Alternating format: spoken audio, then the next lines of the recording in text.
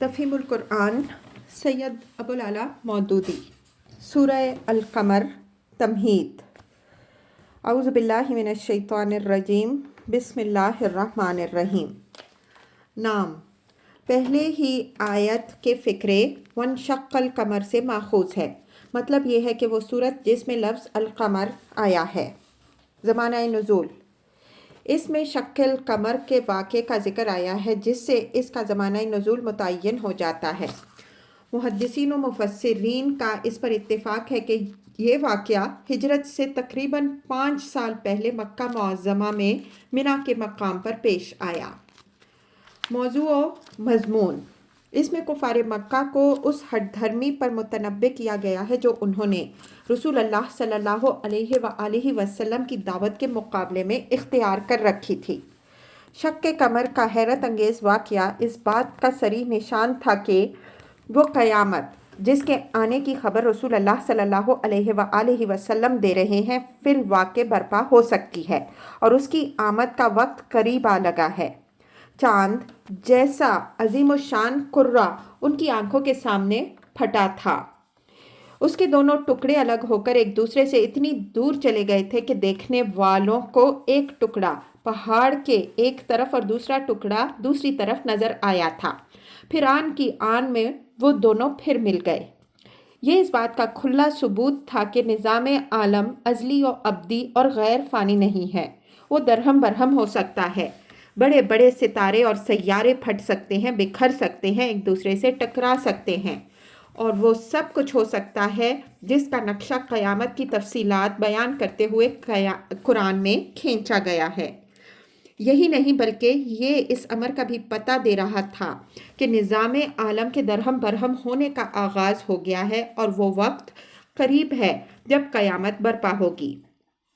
نبی صلی اللہ علیہ وآلہ وسلم نے اسی حیثیت سے لوگوں کو اس واقعے کی طرف توجہ دلائی اور فرمایا، دیکھو اور گواہ رہو، مگر کفار نے اسے جادو کا کرشمہ قرار دیا اور اپنے انکار پر جمے رہے۔ اسی ہٹ دھرمی پر اس سورہ میں انہیں ملامت کی گئی ہے۔ کلام کا آغاز کرتے ہوئے فرمایا گیا کہ یہ لوگ نہ سمجھانے سے مانتے ہیں، نہ تاریخ سے عبرت حاصل کرتے ہیں، نہ آنکھوں سے صریح نشانیاں دیکھ کر ایمان لاتے ہیں۔ اب یہ اسی وقت مانیں گے جب قیامت فی الواقع برپا ہو جائے گی اور قبروں سے نکل کر یہ داور محشر کی طرف دوڑے جا رہے ہوں گے۔ اس کے بعد ان کے سامنے قوم نوح، عاد، سمود، قوم لوط اور آل فرعون کا حال مختصر الفاظ میں بیان کر کے بتایا گیا ہے کہ خدا کے بھیجے ہوئے رسولوں کی تنبیہات کو جھٹلا کر یہ قومیں کس دردناک عذاب سے دوچار ہوئیں، اور ایک ایک قوم کا قصہ بیان کرنے کے بعد بار بار یہ بات دہرائی گئی ہے کہ یہ قرآن نصیحت کا آسان ذریعہ ہے جس سے اگر کوئی قوم سبق لے کر راہ راست پر آ جائے تو ان عذابوں کی نوبت نہیں آ سکتی جو ان قوموں پر نازل ہوئے ہیں۔ اب آخر میں یہ کیا حماقت ہے کہ اس آسان ذریعے سے نصیحت قبول کرنے کے بجائے کوئی اسی پر اصرار کرے کہ عذاب دیکھے بغیر نہ مانے گا۔ اس طرح پچھلی قوموں کی تاریخ سے عبرتناک مثالیں دینے کے بعد کفار مکہ کو خطاب کر کے فرمایا گیا کہ جس طرز عمل پر دوسری قومیں سزا پا چکی ہیں وہی طرز عمل اگر تم اختیار کرو گے تو آخر تم کیوں نہ سزا پاؤ گے؟ کیا تمہارے کچھ سرخاب کے پر لگے ہوئے ہیں کہ تمہارے ساتھ دوسروں سے مختلف معاملہ کیا جائے گا، یا کوئی خاص معافی نامہ تمہارے پاس لکھا ہوا آ گیا ہے کہ جس جرم پر دوسرے پکڑے گئے وہی تم کرو گے تو تمہیں نہ پکڑا جائے گا؟ اور اگر تم اپنی جمعیت پر پھولے ہوئے ہو تو عنقریب تمہاری یہ جمعیت شکست کھا کر بھاگتی نظر آئے گی، اور اس سے زیادہ سخت معاملہ تمہارے ساتھ قیامت کے روز ہوگا۔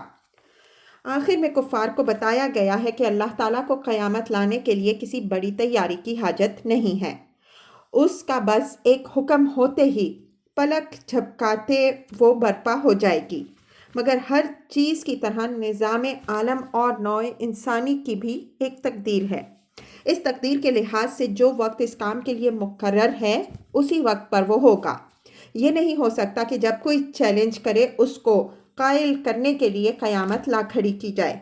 اس کو آتے نہ دیکھ کر تم سرکشی اختیار کرو گے تو اپنی شامت اعمال کا نتیجہ بھگتو گے۔ تمہارا کچا چٹھا خدا کے ہاتھ تیار ہو رہا ہے، جس میں تمہاری کوئی چھوٹی یا بڑی حرکت ثبت ہونے سے رہ نہیں گئی ہے۔